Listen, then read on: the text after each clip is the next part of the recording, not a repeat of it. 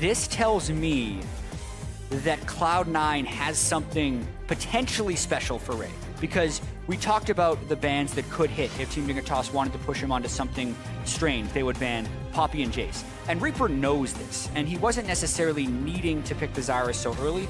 Not to mention because they've been able to play Misfortune to Zyra no problem in previous drafts. So I'm actually hoping that we get to see something a little special from Ray in the top lane. I'm hoping so too. There's plenty of options out there. You of course know that. An ocean of picks. We'll see which one he wants to go for. Final bans to come through. The Orianna ban in the mid lane maybe seems like Dignitas wants to play Cassiopeia. We'll see. She's a high-profile mid laner. Keen had a strong Cassiopeia game yesterday in their victory. And that's Cassiopeia banned away. Again, Orianna being the soft counter to the pick. No huge surprises here, but that also now sets up C9 to first pick the Rise. No counters available immediately at the champion. And, you know, as that high-profile mid laner, Rise almost ubiquitous in that role. Yeah, Syndra already banned. They've already potentially have it lined up, but we have to wait for the last ban of Phase 2 from Team Dignitas. Might be smart of them to get rid of Rise, yep. Yeah. Look at us. Jatt's Crystal Ball, fully functional. Congratulations, buddy. And let's see what we get now as the bans are done. It's the first pick up for Cloud9. Sneaky's got to set it up for the team. The picks and bans are distributed amongst all of them, of course, and the question is, are they rushing the top lane pick, or is it going to gel the team together at the end? And actually, it's going to be Shen, so still going to be happy to go for the tank matchup. Shen in the top lane for Ray. Yeah, super interesting, actually. Different player, same game. Yeah. They played Shen against Maokai with Impact when they played TSM on day one of the LCS here, so I wonder if Ray's playstyle will dictate, or they're just comfortable plug and playing a different top laner into the same champions. It's what the draft potentially dictates. Cloud9 as a team is comfortable with Shen into Maokai, but I mean, Impact's Shen is world renowned. Oh, yeah. Ray's Shen is almost unheard of because he played almost exclusively carries last year with Apex. I'm ready for Blade of the Rune King Titanic Hydra Shen. All right, Ray, I'm trusting you to build the right thing, to live up to your name. Now we'll have to see, though. 12 seconds to go until Team Dignitas completes their lineup. Their final pick needs to be, assuming a mid laner, but they have a couple flexes. Nope, Cork is going to be the grab. Nice high damage dealer. 2 marksmen, a mage in the support role, and a couple of frontliners. Dignitas with a well-rounded lineup. Yep, a strong amount of poke. The Varus Corki synergy is something we're seeing more and more, even though we're seeing a decent amount of Corki mid lane anyway. It feels like it's paired with Varus almost all the time. Very frequently, I agree. So, very good combo right there. Now we get to see the counter pick coming through for Jensen, knowing he's going up against Corki. And that's going to be Echo in the mid lane again. We've seen a lot of this champion show up over time, but a dynamic assassin to play in the mid lane, always going to be fun to watch. And I feel like that would feel pretty good to play against Corki. And now we got to see as the time ticks down. We can get ourselves another game soon. Yeah, this is pretty exciting draft phase right here for C9. They were 4 years ago the first team to do the Ashe Zyra bottom lane back with Sneaky and Lemon Nation during their dominant NA split in 2013. Still going at it. Nice that they're able to lock those things in pretty early on in the draft. And not so much seems to change philosophically for Cloud9 in the draft phase, even with a different top laner in there. So I'm looking forward to see Ray in a tank v tank matchup against someone as powerful as Someday. Exactly. It's really going to be a huge test. We saw that Someday did very well up against Zig, and now you've got someone who's probably got a little bit more respect behind the name, with Ray being his lane opponent. Cloud9 thought he was good enough to pick up onto the roster, good enough to start against what might be their hardest opponent. All split long. Team Dignitas have shaped up to be a pretty solid squad. Yeah, against the player who may be the best top laner in all of the LCS. But of course, it's a 3-game series that could just be part of Cloud9's strategy to put in Impact the next game. Hard for us to know, but I'm excited for these 2 team compositions. Potentially doing a lot of team fighting with a little bit more global from Cloud9. Absolutely, and I'm always excited about 2 highly dynamic junglers as well. Chaser and Contracts on the Lee Sin and Kha'Zix respectively. Junglers are very important here in 2017, and we're ready to get into game 1 of our match. Team Dignitas and Cloud9 both so far undefeated in matches, 1-0 to start the week. Only one of them can go 2-0, and we're going to figure it out right now as game 1 begins. Team Dignitas taking off Cloud9. Yeah, I'm thinking right now, we are yet to have a 2-0 team in the North American LCS to start, right? It seems like a lot of teams were splitting 1-1. I know we're going to have at least one of them, but yeah, Liquid can 2-0 guaranteed. Yep. If they beat FlyQuest. We know Phoenix 1 ends 1-1. C9 or Dignitas will for sure, because one of them has to win. TSM 1-1, lots of other teams in the same boat. Yeah. And we will see.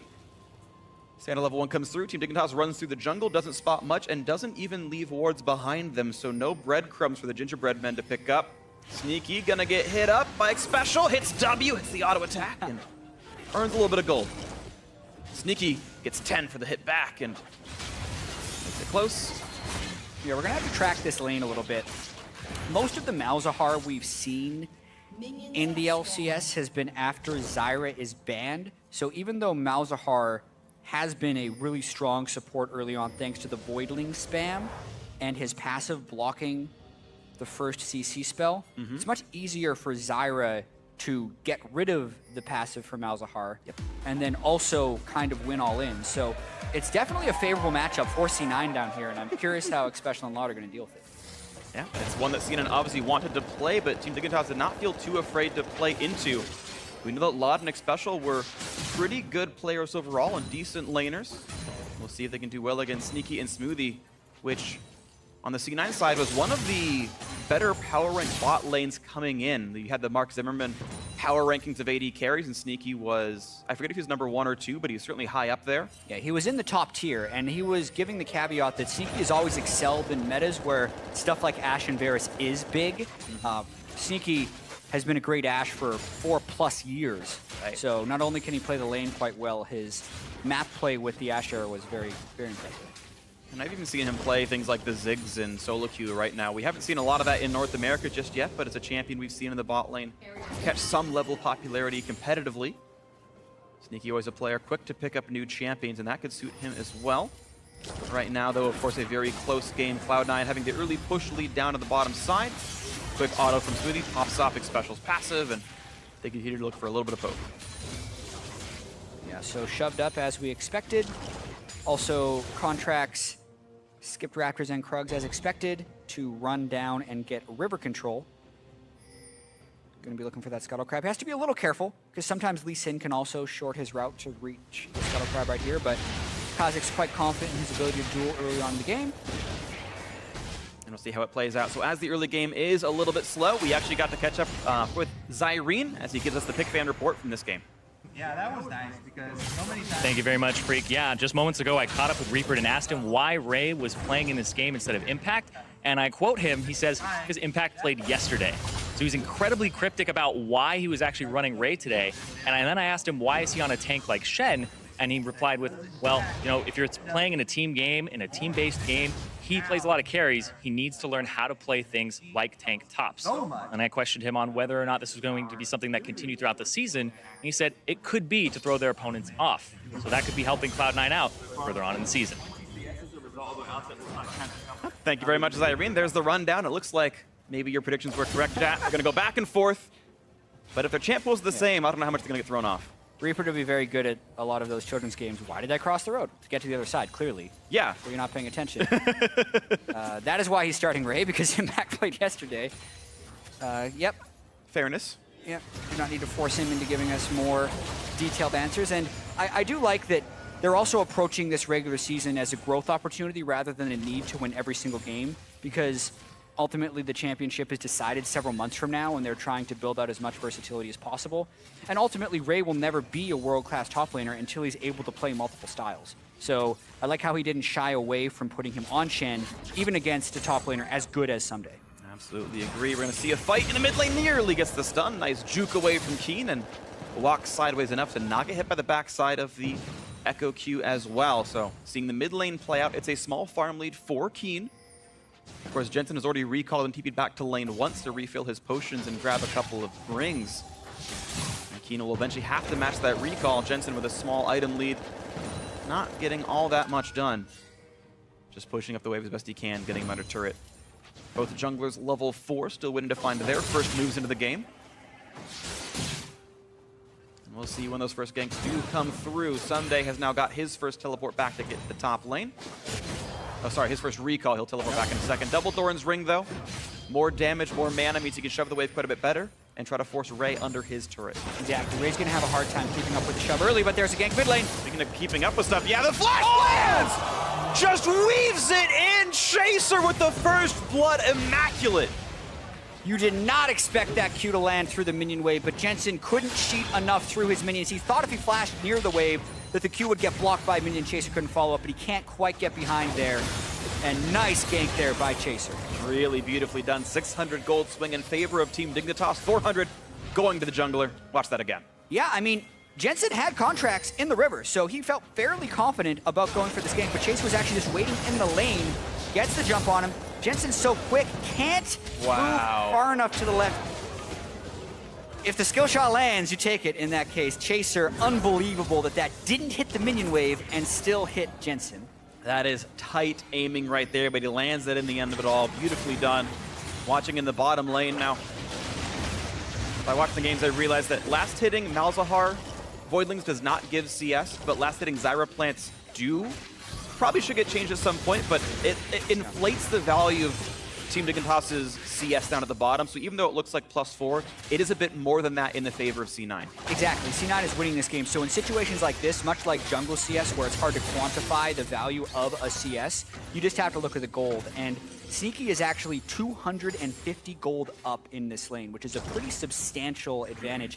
And we expected them to win this lane because of the Zyra versus Malzahar matchup, and even Ashe is slightly favorable against Xerath, so they have the advantage across two fronts. But it's quite impressive to be up by that much gold. Of course, and keep in mind, of course, C9 did not get this matchup by accident. They tried very hard during the pick ban phase. They picked bot laner first, they picked support first, then banned counters away. So C9 in the draft prioritized getting Sneaky and Smoothie ahead. So far it is paying off, but that needs to pay off more thanks to that Team Dignitas gank.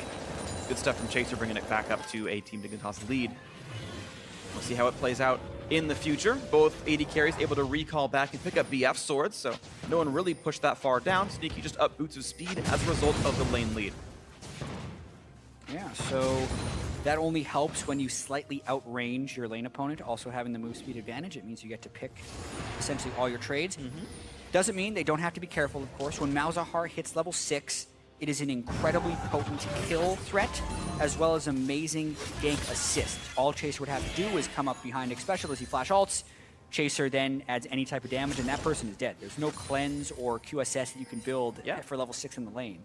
You can even safeguard to a Voidling or something. Like, it's really easy to get Lee Sin into this lane, and we're going to wait as, of course, Ray's ultimate is available, but Someday does not have teleport up to match. So that does mean there's desynced top lane pressure available, which might slow down some of Team Dignitas' push power, maybe gank power. Keen does have the package, though. That might make up for lost time, and will kill off this control ward. Chaser spotted on the ward that Smoothie put down a little while ago, and still going to look for this gank, but they know he's there. Yeah, I mean, Contracts would be hoping for the counter gank as well. Hasn't been able to make his presence known early on in this game. A lot of control trying to be moved up the river from the bottom lane, since Sneaky and Smoothie have been sitting on that edge. And this is where C9 is going to look to find an advantage, because they've got the double TP as well as the Shen and the Ashe. Really, as far as overall map pressure and skills that can impact the whole map, C9 has a massive edge. They have to make that count in this phase of the game as they're gaining access to their offense. So watch out. We know that Cloud9 were very good at using Shen in their first match when they played TSM on Friday afternoon. Now a different the same champion, but a different player. You gotta see if Ray's gonna have that same advantage. He can make those ulti plays happen. Contracts trying to hand over blue buff. Jensen, the Q's in range. He's gonna get that one, and there's a quick blue buff in the mid laner, but you're seeing plus 12 minions here for Keen in the mid lane. Arrow forcing the flash away from Lod. Proper on both sides, I suppose, but now Chaser battling, has to kick back Contracts. Hey, damage is damage. Chaser forced out. And it diminishes the gank threat in the bottom lane as well, knowing you push the jungler out. Although now he was thinking about soloing the Mountain Drake, who takes a while to solo. Yeah, slowest to kill. But also does the least damage, so Contracts, yeah, looks like he doesn't like it. Not quite enough pressure in the bot lane yet. C9 finally get to walk in, and they've got tri-brush control.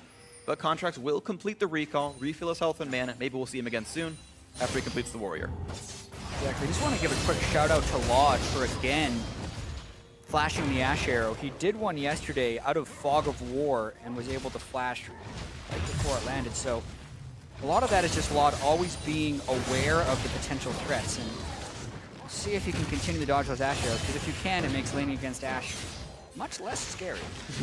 It's true, until that 5-minute cooldown desyncs with a 2-minute cooldown, and you've got Well, they just got really good at size. Yeah, they do got 180 seconds of I'm scared, please help me. And we'll see what happens here on this one, as the Ash Arrow is more than halfway back up.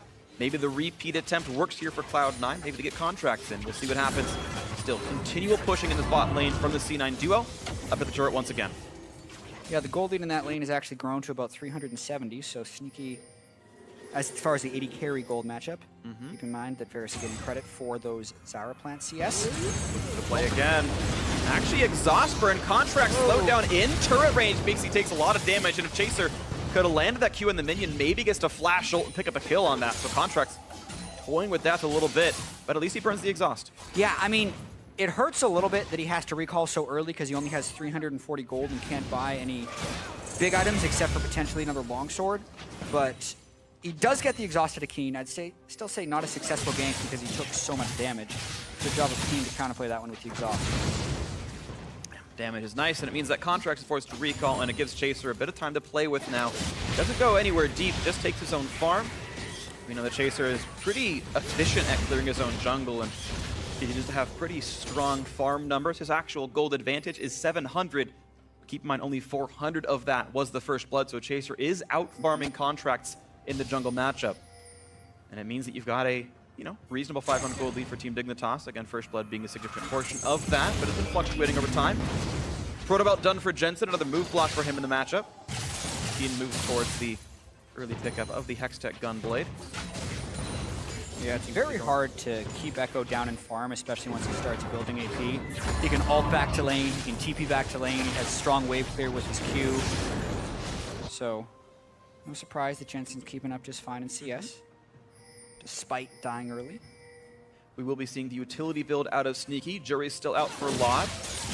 Got to figure out which one it's going to be, but it will be S3 for thanks to that Coalfield Warhammer, and looks like the same. And once again, you're seeing that small gold lead pay some dividends. Actually, Laud's going to delay on that, actually go for the Hurricane components first, but still looks like he was eyeing the Essence Reaver regardless, so it will be slightly lower DPS early game for both these marksmen, but it will mean more utility on both these sides.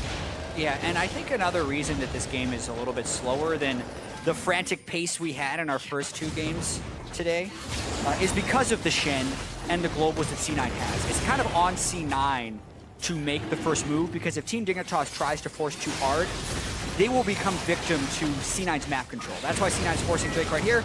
See if they go for any type of steal. All right. Clean by Contracts. Laud always goes for the attempt. Very, very low risk. Pretty high reward if it lands. But either way, Contracts lands the Q Smite. Not a problem. And the Mountain Drake comes through. Cloud9 going to be much better at killing objectives as a result. And when this game does turn up, these turrets could fall. He will take the package with him. The first one timed out and did nothing, but you will once again see if there's an opening to be had. Of course, with Drake off the table, you can really only make a play for a turret at that point. Absolutely. Keen also opting for the Hextech Gunblade variant over the Trendy Force variant. Seen really no consensus on which one is better right there. Can he get the stun? Ooh, forcing Chaser to flash away. I believe he'd already hopped with his W earlier, so that is a Summoner Spell down.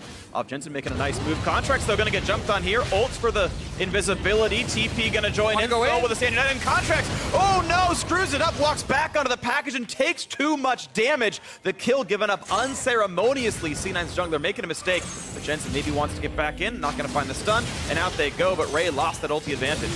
Yeah, definitely some mixed messaging there, and the damage continues to fall onto Jensen. Ooh, real close to dying. If he ulted, he would have been back in the damage, so just had to burn every summoner, and suddenly Team Dignitas feeling good about this mid game. Yeah, because Ray also managed to complete the Stand United while not saving Contracts, so that even gave Someday some free time up in the top lane. To speak to the miscommunication there a little bit, Contracts would have been fine just going out, but Ray saw a play where he wanted to go in. And whenever you have a Shen ult on you and you're not actually in fatal danger, the assumption is that, well, he really wants me to go back in. So Contract stuck around because he had the Stand United on him, but it ended up being the wrong call. The package also incredibly strong, persistent damage, and yeah, just barely being in the brush there, ended up just crushing Contracts in damage there, and a failed Shen ult by Ray. That also now opens up Team Dignitas to get a bit aggressive, because double TP is down on Jensen and an ultimate is down on Shen. Absolutely agree. They have to worry about the fact that Ray can teleport and Someday can't. Like, it's still just so difficult thanks to the fact that Ray has two different globals. Yes, the gold lead's there, but guess what? Only one top laner can show up to the next fight until Someday waits that next about minute and a half to match. But you can see the pressure is on. They've got the red buff on Key, and it means he kills turrets faster. He's chunking it down a little bit. He's finally got a bit of lane control. And here's Chaser, and here's Xpecial, and suddenly this turret taking a lot of punishment down to 1/3. And C9 have to respect the fact that Team Dignitas maybe better than most teams gave credit for at the start of the year. Looking good to take down and prior undefeated C9 in game 1. Yeah, so many questions begin to be answered in the first week of the LCS because everyone makes a ton of roster changes. Practice is somewhat limited for some teams as they're putting their teams together and coming back for the new year. And even the gap between the last times a lot of these players played on stage is sometimes as long as 5 or 6 months. So you never know what you're going to get. Team Dignitas definitely looking strong, as you say. The last time we saw Lod was losing to Cloud9 in the playoffs. Yep.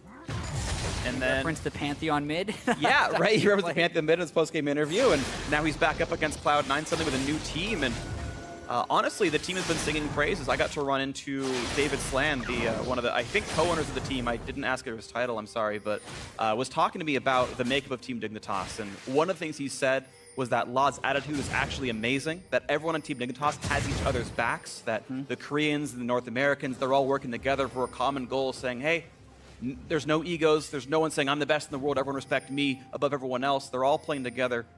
That the Koreans are eager to learn English. They're getting 12 hours a week of English lessons. They play the game in English.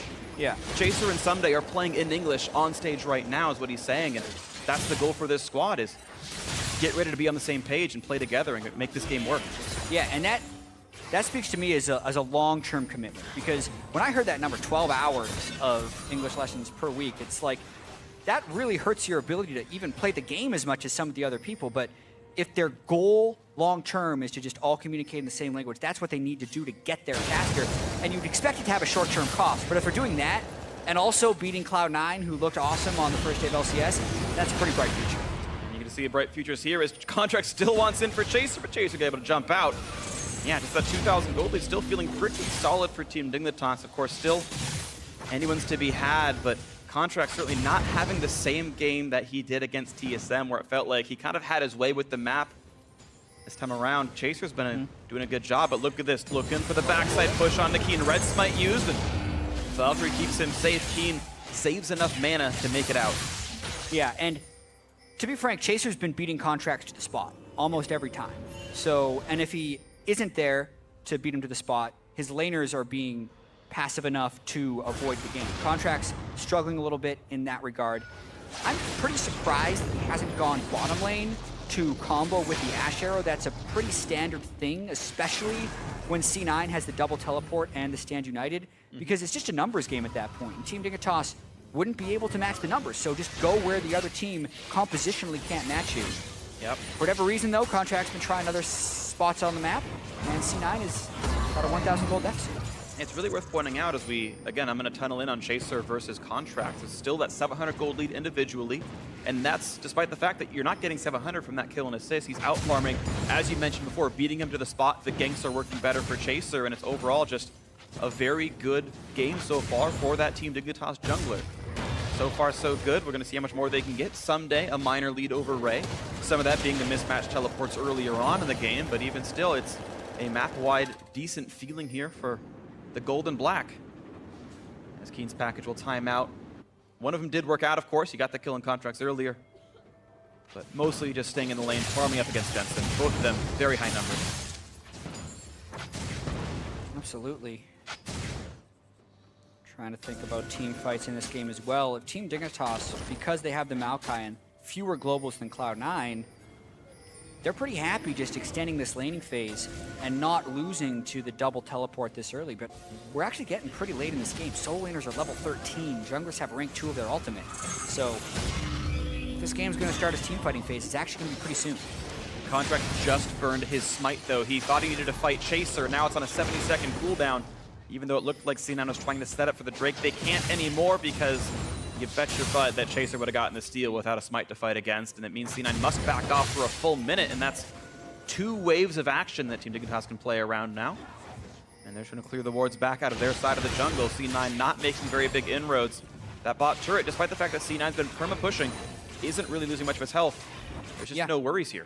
And then you also look at the turrets for C9, and they're probably going to lose one right here. Both the top lane and the mid lane are below 30% health. So first turret going over to Team Dignitas. Yeah, going to help them open up the map as well. It took until the 21st minute, but the inroads are being laid right now. You can see very little pressure on that one. Ray only occasionally getting time alone with that side of the map. But yeah, there's the converse. There's what Sunday's been doing, and it's a whole lot more. C9 have been slow to pull the trigger if Contracts hasn't been able to be the one to open it up because of how well Chaser's playing. And there haven't been aggressive moves yet for Cloud9. Team Dignitas looking for a bit more to do. Chaser coming around the wings. Trying to burst it down. Looking for the smite fight. Can they make it in? Good job by Contract. Secures the second Drake in a row, but it's the only objective C9 have managed to get. And Someday actually tried to TP into that fight and then canceled. So, once again, 3-minute cooldown. Ray has TP advantage. Can C9 do something with it? Yeah, and good on Contracts for just rushing that Drake and not trying to go for a fight. It's one of the many reasons Kha'Zix has kind of reemerged in the meta. When you're revolving that Q, your objective control is insanely potent. You kill it so fast. So quick rotation over there by C9. Quickly ran away because, quite honestly, Team Dignitas is a little stronger in team fights right now unless C9 can utilize their globals to manipulate a numbers advantage somewhere on the map. Now they got their second Drake though, and that's good for the late game. And thinking about compositionally as we zoom out on this game, C9 are running double teleport. So the 1-3-1 you feel like would look pretty good. As time goes on, I feel like Jensen should have a lead against Keen in a side lane. Just categorically, Assassin versus Marksman, I feel like should go alphabetically at that point. Yeah, they're not going to get an advantage like they would, say, with the Fiora in the top lane, where you're just kind of scaling to infinity. But imagine a world where Ray is matching with Someday, and then Jensen is in the other side lane with the AD carry support and jungler in the mid. Who is that person that matches Jensen? And it doesn't actually exist once Jensen gets to the really assassin-like qualities of Echo.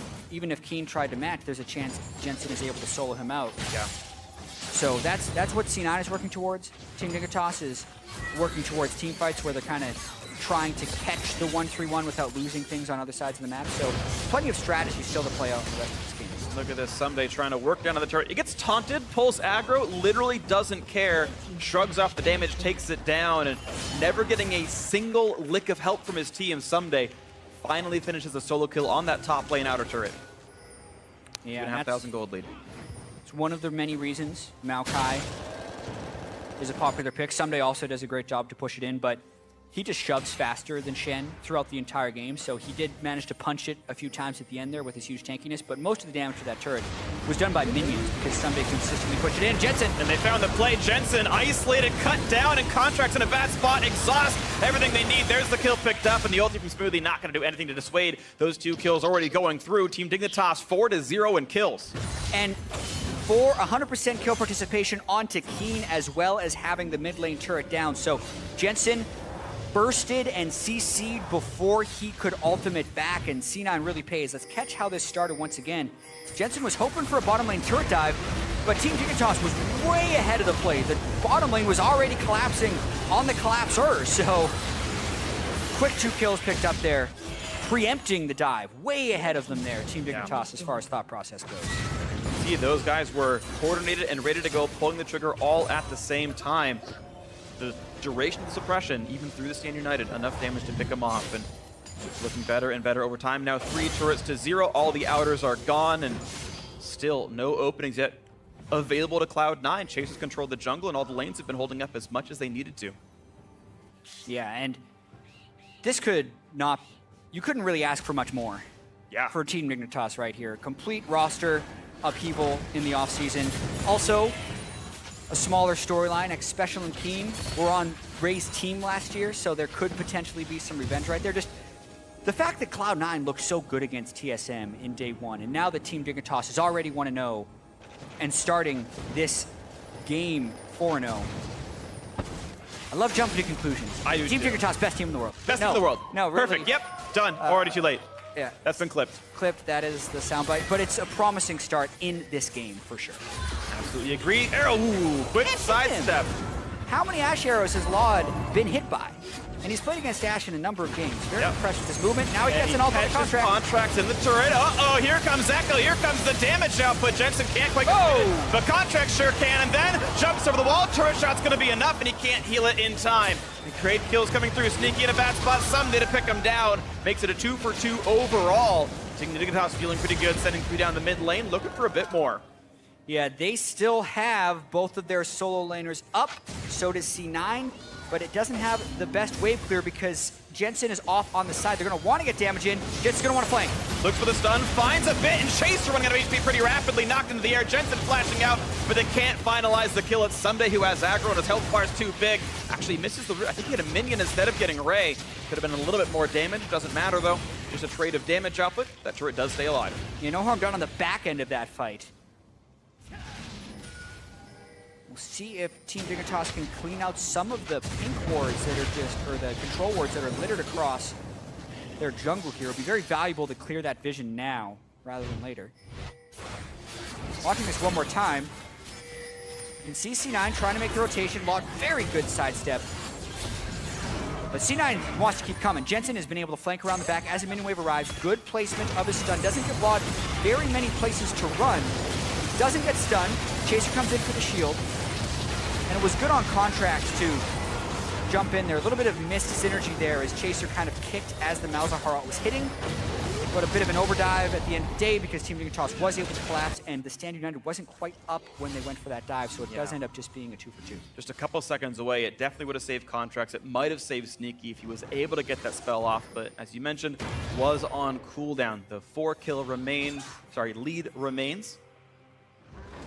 Still at 4,500 gold lead, as well as the turret scores 3-0. C9 not a lot on the scoreboard. Ray still having a hard time winning his battle up against Someday. The damage output, despite the grasp of Undying, just really not all that high. A little bit of lane pressure thanks to Sunfire Cape, but yeah, very slowly making moves forward. Contract spotted. Laud not quite getting the snipe yet. C9's going to have to keep trying to fish for picks with the Ash Arrow and the Echo flanks, because that's really how their team composition needs to work, is they're setting up the 1-3-1 now. That's what we talked about earlier. Jensen down in the bottom lane, Ray up in the top lane, double TP available. So much of C9's win condition revolves around getting deep wards, which is tricky now because they do have that deficit. And it means Team Dignitas is able to keep pressure in the middle of the map, which makes flanking very difficult. Does arrow, still going to be dodged away. Maybe a bit aggressive a shot anyway. At best it hits Someday, who's rather durable, but it's a short cooldown regardless. I'm sure Sneaky will be fine waiting for another opportunity. Just sadly, those opportunities have very rarely presented themselves successfully.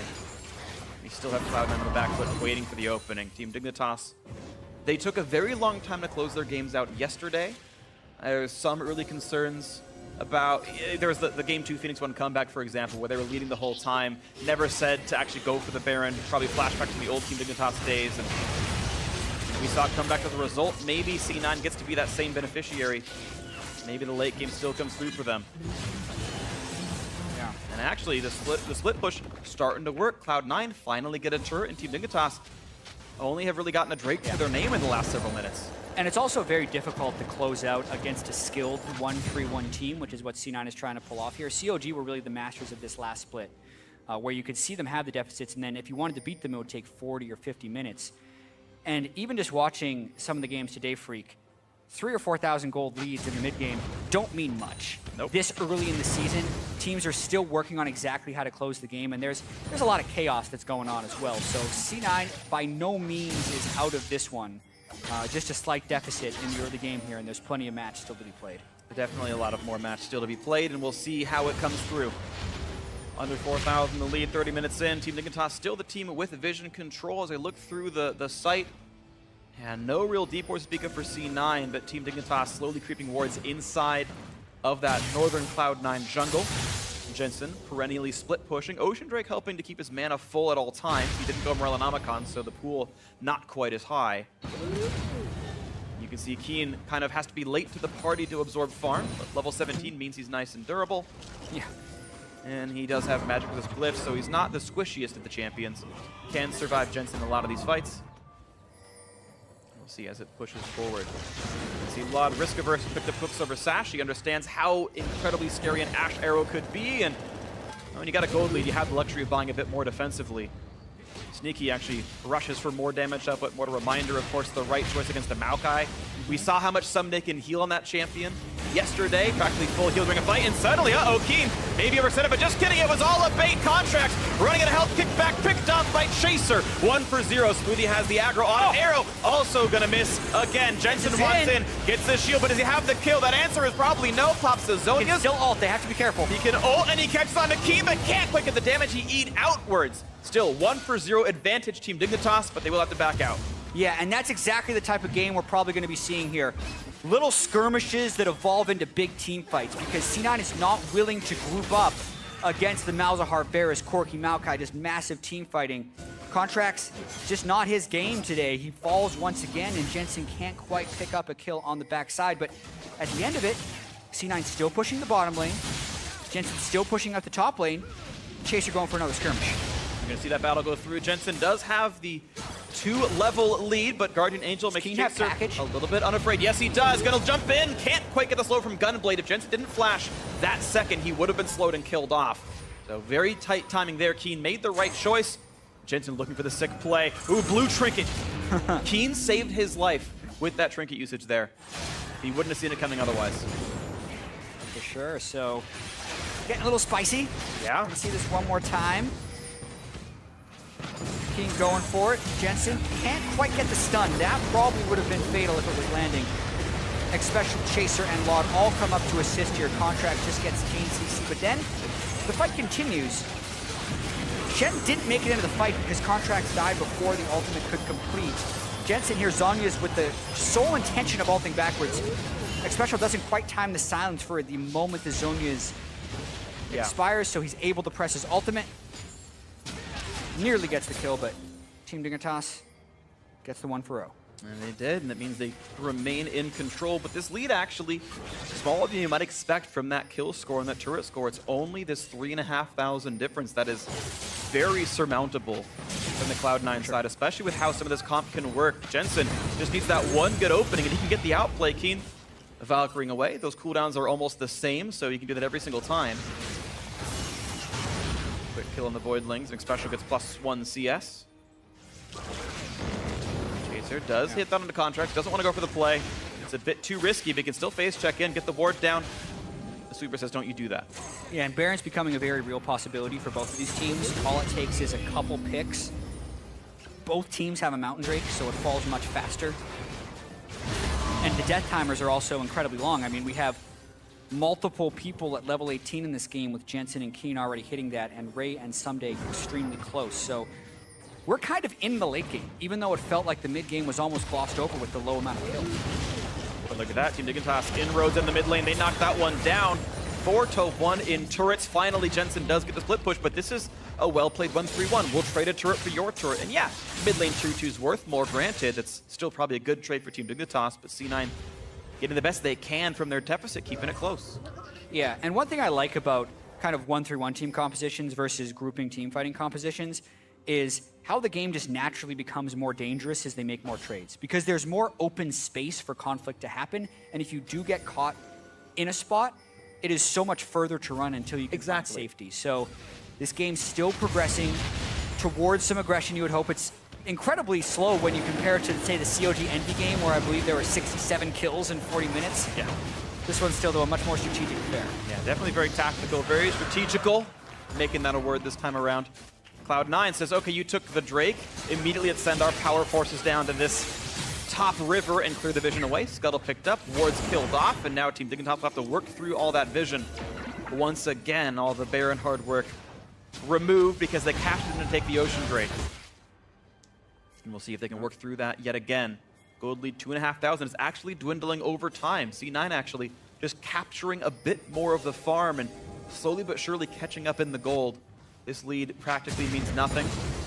Keen always has to be kind of late to catch the farm. Jensen's always the first one to push, and he does not decide to go for that play. He didn't have the ward coverage to fight Keen safely. Yeah, if he would have gone in, it probably would have been his demise because Chaser and Expesh were on that side of the map. Also got to point out the double Guardian Angel being completed by Someday and Chaser, further solidifying some of their team fight prowess right there. Yeah. Just making the front line incredibly hard to cut through, with the main sustained damage just being an Ashe that is yet to complete an Infinity Edge. It is in Cloud9's best interest to stretch the split push out as much as possible until Sneaky could get that ability to cut through the tanks, which I mean Infinity Edge completed, and then maybe even a lifesteal item on top of that. Yep, absolutely. And he's going to go... My hope is Ruin King. I think it's an underrated item still, and it's the best lifesteal / tank killing item that Marksman can buy. We saw Stixxay try to do that and only won the game playing a high damage Ashe, and I think it's the right build for him. We'll see if he goes for it. Laud, we'll see if he goes 2 defensive items or just the 1. QSS is required here just because of the threat of the Ashe Arrow, which Team Dignitas has done a great job of avoiding. Absolutely. To be completely honest, this 1-3-1 flanking team with Globals and Ashe Arrows has only netted C9 2 kills in 36 minutes. And that was in a trade 2 for 2, so it wasn't even like it was just obvious advantage gained. Yep. Shen has been unable to find himself into fights. Ray 0-0-0. Somebody, meanwhile, has managed to get into 1 himself. Infinitely better KDA there. Ray trying to split into the bottom lane. How much can he really gain? Ray, by the way, has gone for a locket to further the team-wide defenses. Of course, it's a lot of MR as well, so it's actually a pretty good item up against Maokai. Maybe could have been slightly riskier against a Poppy or, you know, a Fiora, something like this, but in this context, they'll be fine. Once again, Team Dignitas running through their jungle, looking to play the vision control game over Baron Nashor. Yes, whoa, Jensen trying to fight with the Shen. Suddenly in a 1v3, though, expected coming around the side. There's the kickback. Look at the play. Gets the stun and a chaser, but that's a Guardian Angel tank. It's not going to be much. Contracts has the W evolve, gets a slow, and now Ray being attacked. He's got Guardian Angels. That's not going to be much just yet, but it will get burned down. Not just yet. Jensen wants in, gets the shield, now has to run for dear life. Has the ulti still up. Will he go for the kill into the Keen? Yes, he will. Pops with the double kill. He was right there on top of it. Forgot it existed. And now in the backline, a triple kill finally clashes. Pulls the trigger, and it's 4 picked off suddenly. Map control. Jensen with the patience on his chrono break right there. These fights with the Voidlings and the Zyra plants get so noisy, people just can't track the shadow. And Jensen lands a massive game-changing double kill. C9 now ahead. For the first time all game, it took them over half an hour, but suddenly Cloud9 are in the driver's seat. And they already want to split push and spread the Baron buff out. This could be so much so quickly for C9. Yeah, I want to see this one more time. So Jensen pushes up, actually without vision control, but he knows he has the Shen. Package comes in, immediately Shen ults him, so he's willing to withstand. He stays in his parallel convergence, gets the stun, so he has that massive high AP ratio on the shield. But then, as Ray's caught here, he's got the GA, so they know he could potentially last a little while. And this is where the fight gets big. Jensen's been so good about this in team fights, always landing in his parallel convergence for the shield, and then Keen and Chaser just kind of stick around, but with the Zyra ultimate and everything, you can hardly see where he's going to fly back to. He gets the double kill. That's when it decides to turn. Laud gets hit by his first Ashe Arrow. QSS doesn't matter because they close in 4-0 and the Baron. And finally, they get that 1 extra turret. Mid lane outer finally falls, and Elder Dragon will spawn during the duration of the Baron buff, so even more can be gained. Jensen sets up the shield in case he needs to dive. Doesn't have to. There we go. Finally, the turrets are equalized. 3,000 gold lead for Cloud9, and they're playing all up inside Team Dignitas' jungle. There's control wards. They're blacking out all the vision. Yeah, we kept talking about how that 3,000 gold lead doesn't actually mean a huge amount. And we've had the pivotal point in the game now. So with the Baron buff, it's exactly what a 1-3-1 wants to do. Ray is occupying Someday in the top lane, but he has all of his global options available. So if Jensen does want to start a fight, it's almost a guaranteed numbers advantage down on that side. So they're pushing these turrets pretty fast. Arrow hits Law, has a QSS out. The flash ulti, they get sneaky, and he's not long for the World Chaser with a kick to make sure it all comes through. Contract slow, can't quite chase back onto Chaser, but here comes the re-engage. Ulti burn from Ray, didn't need to. It was a little preemptive. Yeah, and he got to run back down to his lane. Not the best use of the Shen ultimates right there, and Sneaky, no QSS against the Malzahar. Yeah. Finally gets punished there as he's trying to siege. Very heady play by Xpecial to recognize the no QSS had been built by the 39-minute mark, and shuts down the 1-3-1 right away. I guess I oversold the high damage build of Sneaky. The risk was there, and I mean, I love the full man marksman that's why builds. people build QSS. When Malzahar exists, it's a bit of a risk. And yeah, I mean, in this case, of course, the high-risk style did not pay off for him, and Sneaky, well, going towards it now. He's getting the Null Magic Mantle. Next fight maybe won't be so hard for him. And of course, this is why so many bot lane players are more risk averse with their item choices. At least he died before he could waste summoner spells, so he's got it for the next fight. Doesn't have the chance to cast him during suppression.